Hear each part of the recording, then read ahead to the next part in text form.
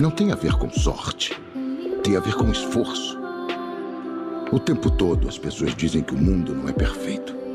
E estão certas, mas você usa isso como desculpa? Usa isso como desculpa para seus pecados, ou falhas, ou preguiça. Usa isso para dar poder a um homem mau porque o mundo não é perfeito.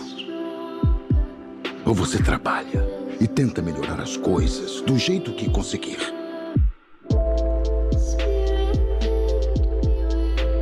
Gente, o mundo nunca será perfeito. Mas se homens bons fizerem coisas boas, ele pode melhorar.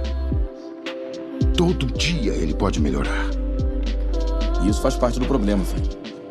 Ninguém mais aceita a própria identidade. Internet, rede social, porcarias de show de talentos pra idiotas.